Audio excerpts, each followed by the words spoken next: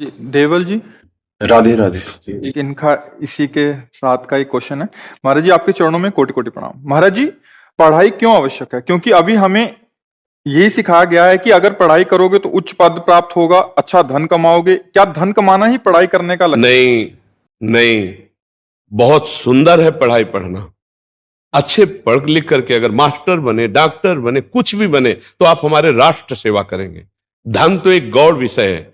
गौड़ का मतलब दूसरे नंबर का विषय है। धन मिलेगा, उससे शरीर पोषण होगा, परिवार का पोषण होगा, वो बात अलग है। लेकिन हम केवल जीने के लिए मनुष्य थोड़ी बने।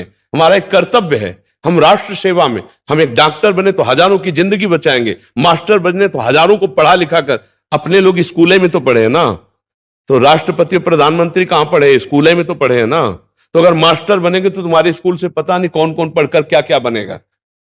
आप कुछ तो बनेंगे ना भारत के, कुछ तो होंगे, एक हिस्सा तो होंगे कहीं ना कहीं समाज सुधार के। तो उसका लक्ष्य क्यों ये रखे कि धनी लक्ष्य है, राष्ट्र सेवा लक्ष्य है। आप कुछ, एक किसान है तो वो 100 मन गेहूं पैदा करता है, 100 मन थोड़ी खा जाता है, वो समाज की सेवा में जाता है। भले अर्थ लेता है, लेकिन अर्थ बात अलग है। अर्थ खाओगे क्या? खाओगे तो अन्न ही ना। तो वो पैदा करता है मेहनत से, तो राष्ट्र का सेवक हुआ कि नहीं हुआ? एक चंद रुपए मेहनत बलपूर करके अन्न पैदा किया, और बड़े बड़े सब देश विदेशों में अन्न जाता है, लोग खाते हैं। हर व्यक्ति का राष्ट्र सेवा में योगदान है। तो हम राष्ट्र सेवा की भावना रखें, समाज सेवा की भावना रखें। समाज में भगवान विराजमान, उन्हीं की सेवा के लिए धन की प्रधानता क्यों रखे? और जो धन की प्रधानता रखता है वो बड़े बड़े पदों में जाकर भी भ्रष्ट हो जाता है, नष्ट हो जाता है, जेल भोगता है। कोई भी हो, आज नहीं तो कल जब तुम्हारी बात खुलेगी तो तुम्हारा पोजीशन नष्ट हो जाएगी, तुम्हारी इज्जत नष्ट हो जाएगी, तुम्हारी पदवी नष्ट हो जाएगी, है नहीं हो जाएगी। तो आप ये समझो, धन की प्रधानता रखना हमें तो नहीं अच्छा लगता। पढ़ लिख करके बड़े बड़े ऑफिसर बनते हैं, हमारे राष्ट्र सेवा में है, प्राणों की बाजी लगा देते हैं, तो धन ही प्रधान हुआ क्या? धन प्रधान होता तो फिर प्राणों की बाजी क्यों लगा देते? तो मुझे लगता है धन की प्रधानता नहीं रखनी चाहिए, कर्तव्य की प्रधानता रखनी चाहिए। धन तो मिलेगा ही, धन तो मिलेगा ही, परिवार कैसे चलेगा, शरीर का पोषण कैसे होगा? तो उचित धन तो मिल ही रहा है। लेकिन हम बेईमानी, अधर्म पूर्वक धन कमाने की चेष्टा न करें, अपने कर्तव्य का पालन करने की। कर्तव्य का जो पालन करता है तो ईश्वर उसके चरण चूमता है, और जो ईश्वर के लिए जाता है वो कर्तव्य को खो देता है। जो कर्तव्य को खो देता है वो समाज के लायक नहीं रहता, समाज के लायक, मुंह दिखाने लायक नहीं रहता। जो अपने कर्तव्य से चूक जाता है, नहीं, आप विचार करके देखो, आपको तो सब समाचार सुनने को मिलते हैं, कौन कहां भर्ती हो गया, कौन कहां बंद हो गया, कौन कहां हो गया। क्यों? कर्तव्य से चूक हो गई। आप अपने पद का दुरुपयोग कर दिए, आप कर्तव्य। आज जो संतों की वाणी में कह रहे थे, जो अधर्म पूर्वक धन लेकर के और अधर्म पूर्वक अपने पद का दुरुपयोग करता है, वो कुछ भी कर ले, वो विपत्ति में 6 प्रकार से विपत्तियों में फंसा जाता है। आज उसकी चर्चा हुई थी, उसमें अगर जो सत्संग सुबह सुने होंगे तो उसमें चर्चा थी। तो हम धन की प्रधानता रखने में बिल्कुल हार जाएंगे, बिल्कुल हार जाएंगे। जो धन की प्रधानता के लिए नौकरी करता है, धन की प्रधानता के लिए पद, वो कर्तव्य का पालन नहीं कर सकता, वो चूक कर देगा। 2 आदमी आए, उसमें एक गलत है, एक सही है। जो गलत है, धन की प्रधानता यदि आप रखते हैं तो आपको 10 लाख रुपया देगा, वो कहेगा हमको छोड़ दो, उसको बंद। आप ऐसा कर दोगे, जब आप ऐसा कर दोगे तो आप गलत हो गए। आज नहीं पकड़े गए तो एक दिन पकड़े जाओगे, तो न परिवार तुम्हारे पास रह पाएगा और न तुम परिवार के पास रह पाओगे, फिर बहुत बुरी तरह तुम्हारी दुर्गति होगी, नहीं होगी। आप देखो ना, कर्म ऐसा बिगड़ जाता है जो ना खुला होने पर भी आपको दंड दे देगा। कोई चूक है, कोई कर्म है जो हमको दंड देता है। इसलिए हमको बहुत सा धन की प्रधानता नहीं रखनी, हमें धर्म की प्रधानता, कर्तव्य की प्रधानता रखनी। तो नमक रोटी खाओगे तो भी चौड़ी छाती करके आप समाज में जियोगे, और अगर रबड़ी रसगुल्ला खाने के चक्कर में पड़ोगे तो 1-2 बार में कहीं ना कहीं पकड़े जाओगे, फिर वो ठीक नहीं है। तो धन की प्रधानता क्यों रखे भाई? क्यों? आप बताइए ना। आप प्रश्न करता है, हम कह रहे धन की प्रधानता के लिए हम क्यों ऐसा लक्ष्य रखें कि हमारी पढ़ाई लिखाई का उद्देश्य धन? तो देखो ना, पढ़ाई लिखाई करके बहुत ग्रेजुएट होते हैं और अपराध के द्वारा धन कमा रहे हैं, अपराध कर रहे हैं, दूसरों के धन का अपहरण कर रहे हैं। बहुत वो देश सेवा में लगा देते, वही माइंड आप दूसरों की रक्षा में लगा देते तो कितने।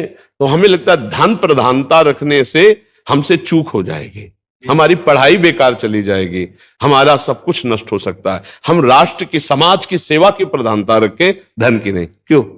हाँ, समाज की प्रधानता, ये समाज भगवान का स्वरूप है। धन तो मिलेगा ही मिलेगा, भाई हमारी सरकार नहीं दे रही क्या?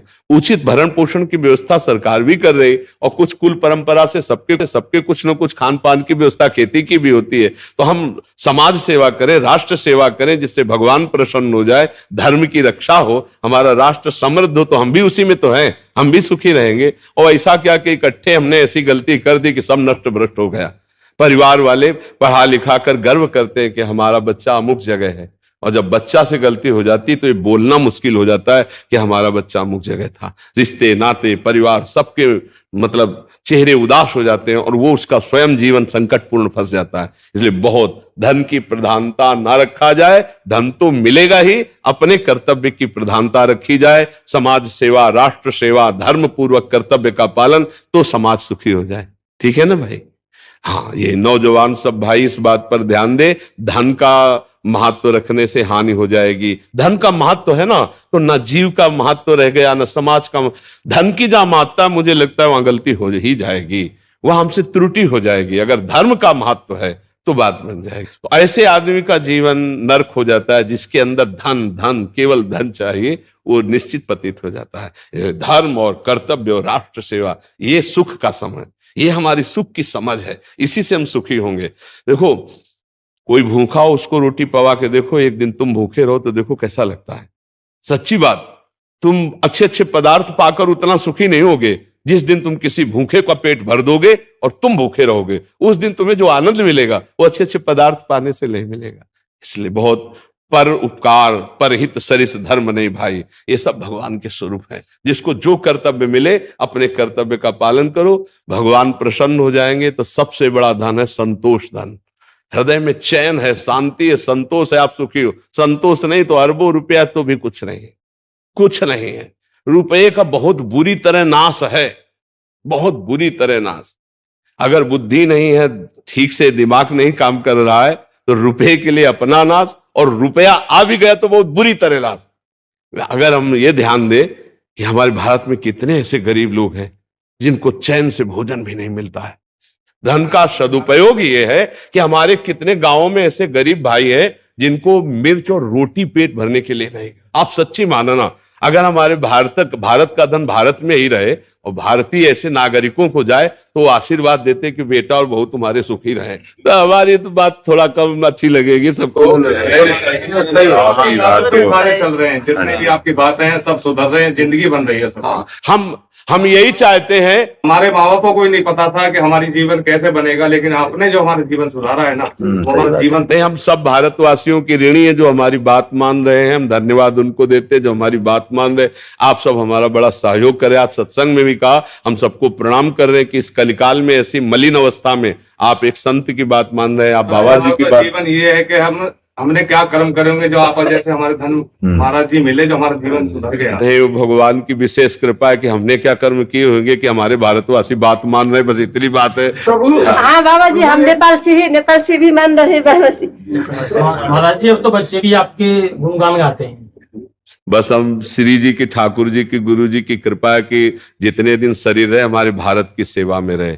शरीर हमारा बस भारतवासियों की सेवा में, विश्व सेवा में है कि सबका मंगल हो, सबका। अच्छा देखो, अगर हम जरा भी स्वार्थ बुद्धि रख ले तो अभी प्रभाव खत्म हो जाएगा, ध्यान रखना। ये केवल आपके मंगल के लिए है, कोई स्वार्थ बुद्धि नहीं है। इसीलिए आप देखो, पशु भी अपना हित हित जानता है, मनुष्य तो जानता है ना। चालबाजी छुपती नहीं है और प्रेम भी नहीं छुपता, दोनों बातें। तो ऐसे ही भलाई और बुराई सबको ज्ञान है। तो आज जो हमारे भारतवासियों का कुछ भी परिवर्तन हो रहा है तो गुरु प्रताप से केवल अंदर लक्ष्य यही है कि सबका परिवर्तन हो जाए, सब सुखी हो जाए, इसीलिए परिवर्तन हो रहा है। अगर इतना भी स्वार्थ होता, स्वार्थ की गंध भी होती, तो ये परिवर्तन नहीं होता। प्रवचन तो लाखों प्रकार से हो रहा है, लेकिन परिवर्तन तभी होता है जब केवल आपके कल्याण के लिए प्रवचन हो, जब मन वचन कर्म से पूरी साधना करके। और हमें चाहते हैं हमारे भारतवासियों का कल्याण हो, इनका मंगल हो।